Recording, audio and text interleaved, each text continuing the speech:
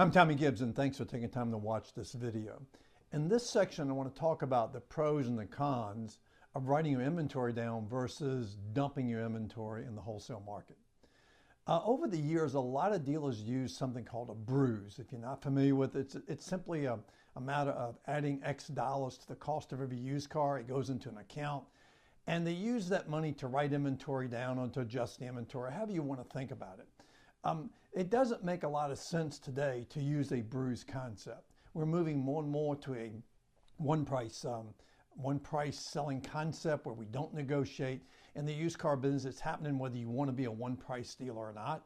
When you add that bruise idea to the cost of every used car, oftentimes called a pack, and there's lots of different types of packs, but it's often a piece of what goes into a pack. When you do that, you make it that much more difficult for you to do business. It's that much more difficult for you to go out and buy cars or appraise cars at the front door. It's kind of a psychological thing in your head that's going on. There's another $500 getting added to the cost of the car. But over the years, dealers have utilized that, and it's been quite successful. And as a dealer, I used it to a great deal of my success, as a matter of fact. But it's outlived its usefulness.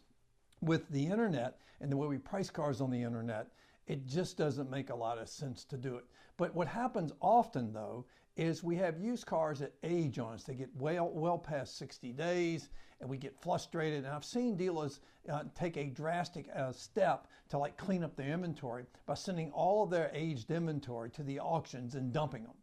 And you know, there's not a lot of logic to that, if you ask me, and you didn't ask me, but I'm sharing that with you. And when you dump inventory like that, and I'm talking about at the end of the life cycle of the car, at the 60-day mark, when you take cars out that you've had for 70, 80, 90 days and you dump them, you can never recover that money.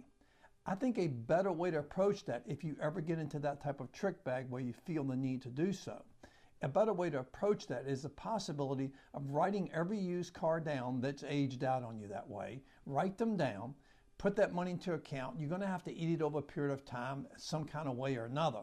But the bottom line is at least you have a chance now to retail the car because you're in the car correctly. You've written it down to the real number. You got $20,000 in it today. You've had that car for 75 days. You write it down to $18,000. So you've got $18,000 in it. You're going to have to eat the $2,000.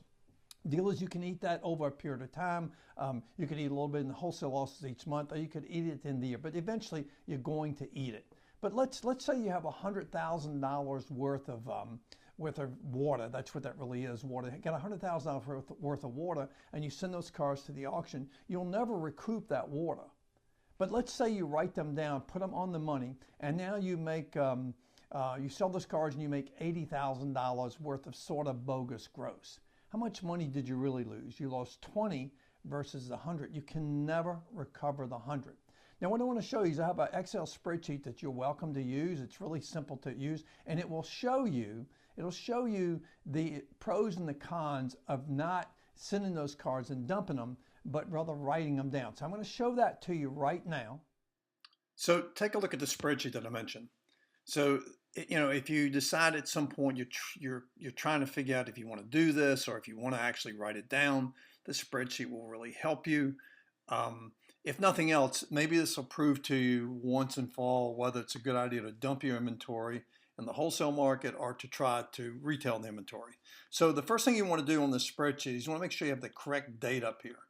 So I'm going to put today's date, and as I'm doing this, this is June the 27th of 2020.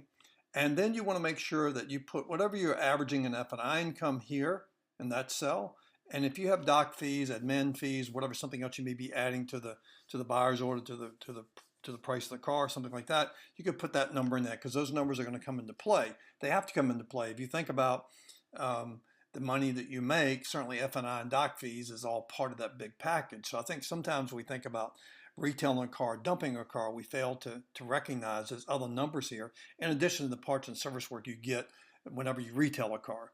The first thing you do then, once that's done, go over and you're going to put the stock number in, and we'll say it's 2345A. The model, we'll just say it's a Toyota. It doesn't really matter here.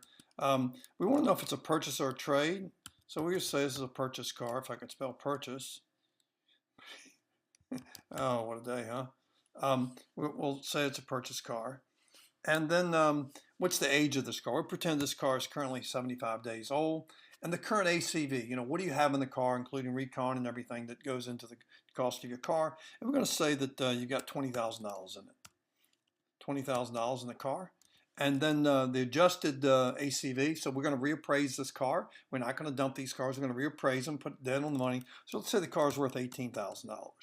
Now, the write-down obviously is going to be $2,000. The dealership somehow or another has got to eat that. Now, on this particular car, though, what do you think is a worst-case scenario that you could retail the car for today? Now, when you write a car down, you've got to be kind of aggressive. You got to make sure you don't put more money in it than it's worth, and you don't want to overwrite it down, but you want to be realistic, I guess is what I'm really trying to say. So once that's done, you should be in a position to retail the car. And so with this particular car that we have 18,000 in, let's just be really super conservative and say that we could retail this car for 18.5. You got 18 in it, you've written it down. We're going to put issue auction purchase. You don't have to put anything here, but sometimes it's nice to make notes as you go along. If I could just spell today. Life cycle. So now to make this work, as I mentioned earlier, to make this work, it's really important to create a different strategy than what you've had in the past. Every used car doesn't really deserve 60 days. Make sure you go back and watch the life cycle management video. But on this particular car, because it originally came from an auction and it's not that great a color anyway, maybe the miles are a little iffy or whatever, but we've written it down to the real number. But we're going to give this a 45-day life cycle from today. And so now when I hit the tab button, it'll tell me this car should be gone by August 11th, and I've now got 45 days to go. So the countdown is starting, and the spreadsheet will automatically count this down for you if you want to go back and look at it. Now, let's look at the results of what we just did. On this particular car, we wrote it down $2,000. If you added more cars, this would give you cumulative numbers up here. We've written this car down by $2,000, and we stand to lose $105 after you take this F&I and doc fee income into consideration. We would be losing $105 by retailing the car today. Now, if you took it to the auction, you're going to lose the $2,000 on it. There's no getting around that. You can never recover it. That's why I keep saying to you that more often than not, you're better off to retail a car, but you're better off to retail a car before it gets to 60 or 45 or 30 or whatever the original life cycle was you gave it. And in bogus gross, we're actually going to put on the books $1,895 of bogus gross in the books because we wrote this car down by that original amount of $2,000. So the numbers absolutely work in your favor.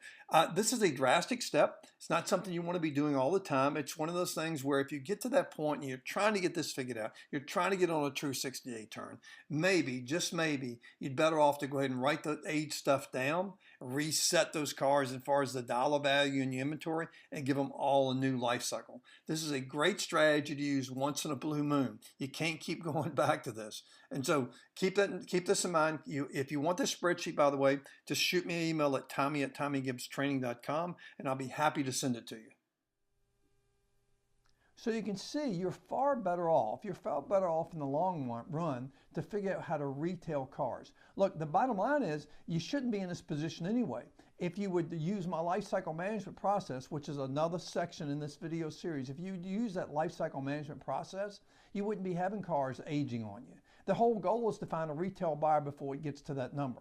So you would be wise if you're ever in this serious trick bag and you're frustrated and you're going, oh my gosh, what should we do? Let's just take all this stuff to the auction and dump them. You'd be better off 99% of the time not doing that, writing them down, sort of starting over. But make sure if you ever do that, you're going to give them all a new life cycle, a new expiration date, as it shows you on the Excel spreadsheet. You're going to give them all a new expiration date, and you're not going to let them exceed that expiration date. See, dealers hate writing their inventory down the way I'm talking about, because 90 days later they're still screwed up because they didn't change their processes and strategies and how they were managing the used cars. So we get right back in the big trick bag. So if you ever say to the dealer, if you're not the dealer and you say to the dealer, hey, let's write an inventory down, they're going to look at you like you're crazy because they've done that before, and all it did was further mess them up. So what I'm saying to you is if you ever decide to write it down, taking it to the auction and dumping is not a good idea. If you ever decide to write them down, then make sure you change how you're managing inventory. Don't let anything exceed its given life cycle. Again, watch the video on life cycle management.